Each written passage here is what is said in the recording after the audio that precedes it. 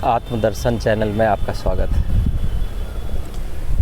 आप इतना प्रेम और उत्साह हमें दे रहे हैं, आप सबको धन्यवाद। हम कुछ ऐसे टॉपिक को आपके सामने लेने जा रहे हैं जिसमें मैं बहुत ही बच्चा हूँ, अभी खुद समझने का प्रयास कर रहा हूँ। जब कभी मैं अकेला हो जाता हूँ तो अक्सर सोचता हूँ कि मन क्या है,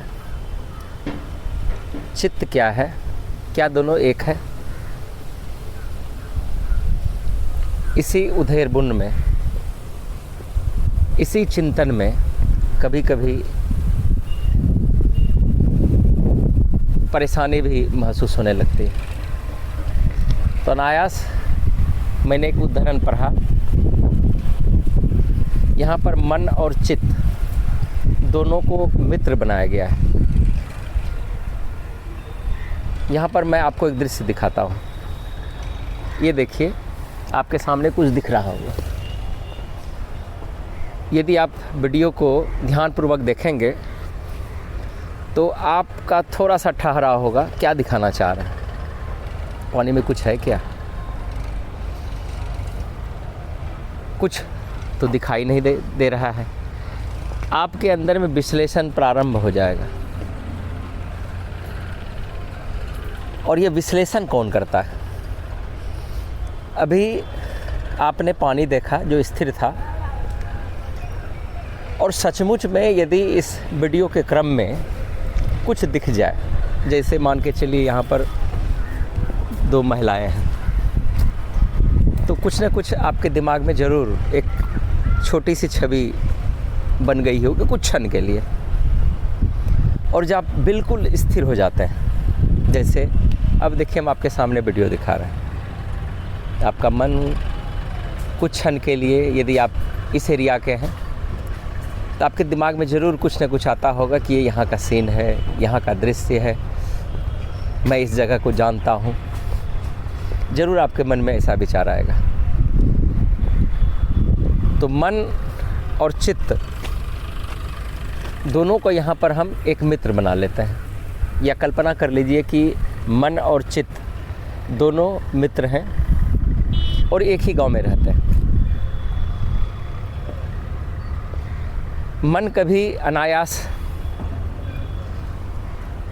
वहाँ चला जाता है जहाँ हम सोच भी नहीं सकते। हमारे सोच से परे मन भाग सकता है। लेकिन चित्त क्या करता है? मन में जो जो विचार आते हैं, जो विचार आते हैं,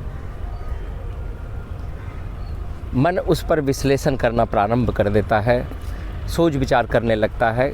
कभी कभी कुछ नहीं भी घटित होता है तो फिर भी कभी प्रसन्न हो जाएगा, कभी डर उनके मन में हो जाएगा। लेकिन चित्त जो है चुपचाप मन की हर गतिविधि को अपने अंदर में वो समाये रखता है, वो समाता चला जाता है। मन को किसी ने किसी दिन कुछ कह दिया तो मन उस समय स्थिर रहा कि चलो छोड़ो, हमको इस सब चीज़ों में उलझना नहीं है। लेकिन चित्त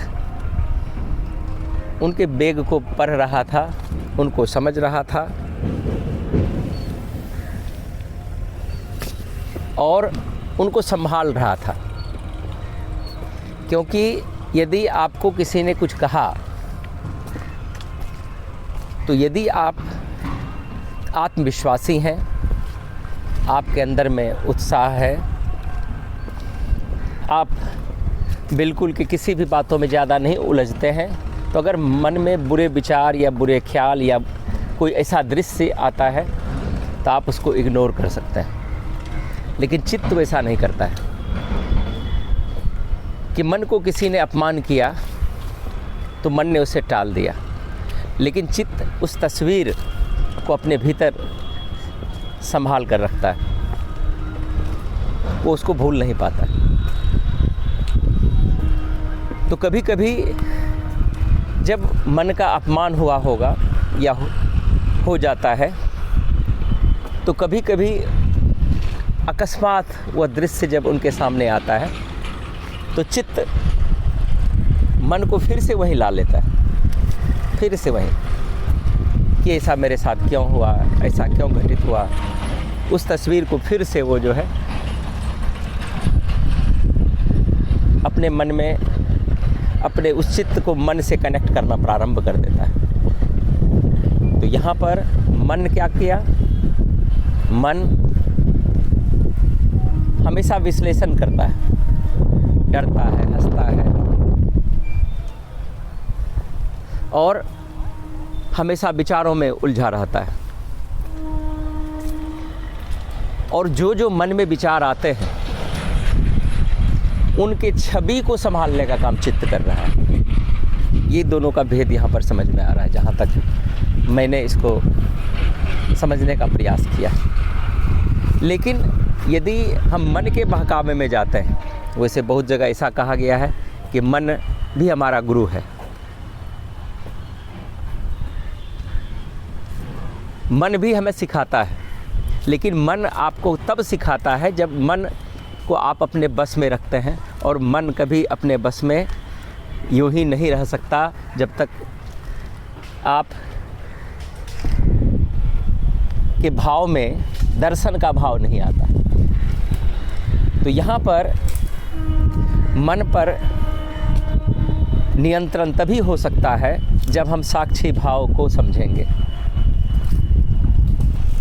मन, चित्त और साक्षी भाव, जिस दिन साक्षी भाव को हम समझ जाते हैं तो मन आपका नियंत्रित होना प्रारंभ हो जाता है और चित्त बिल्कुल शांत होने लगता है। जब आपका चित्त शांत होने लगता है तब समझ लीजिए कि वहीं से आपका आत्मदर्शन प्रारंभ हो जाता है। और वही जो है साक्षी भाव हमारी आत्मा है और उसको हमें ट्रेन करने की ज़रूरत है, मन को एकाग्र करने की ज़रूरत है। और चित्त जो परेशान होता है मन के उद्वेलन से, उसे स्थिर एक मार्ग देने की ज़रूरत है। जब हम मन को एक रास्ता दिखाते हैं, मन को कुछ समझाते हैं कि मन तुम वहाँ नहीं जा कर के यहाँ पर रहो, तो समझ लीजिए कि वहीं से जब मन स्थिर हुआ, चित्त भी शांत होने लगा और आत्मा जो है साक्षी भाव में आकर अपने विचारों को देखता है, आते जाते देखता है और उसका कोई प्रतिक्रिया नहीं करता है। तो वही बीच का भाव जो है आत्मदर्शन का भाव बन जाता है।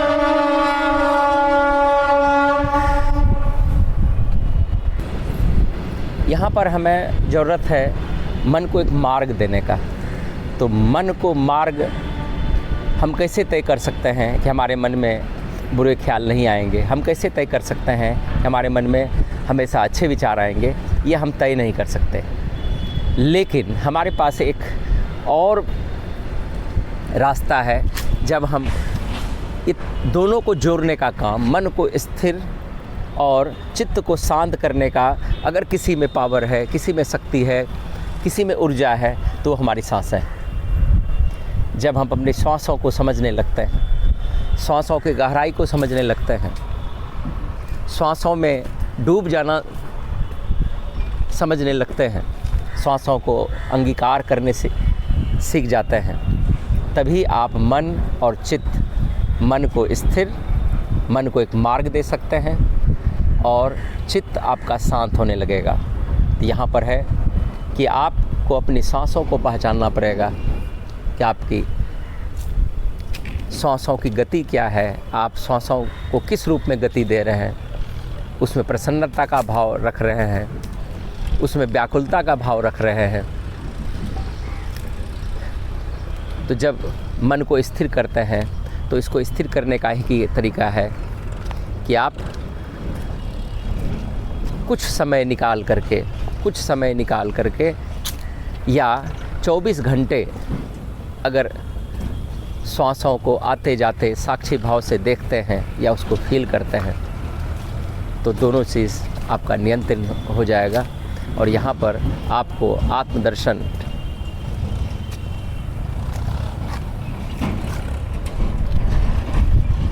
सहजता से आपको प्राप्त हो जाएगा। लेकिन यह क्रिया इतनी सरल नहीं है इसके लिए प्रार्थना, इसके लिए तपस्या, इसके लिए पात्रता, इसके लिए हम उस तरह से कहने का मतलब है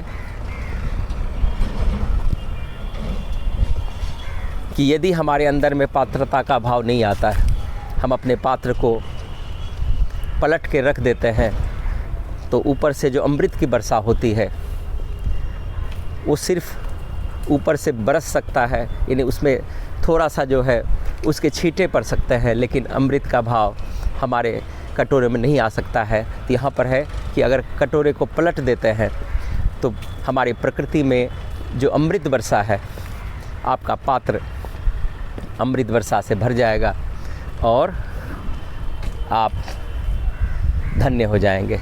धन्यवाद आज के चैनल के लिए।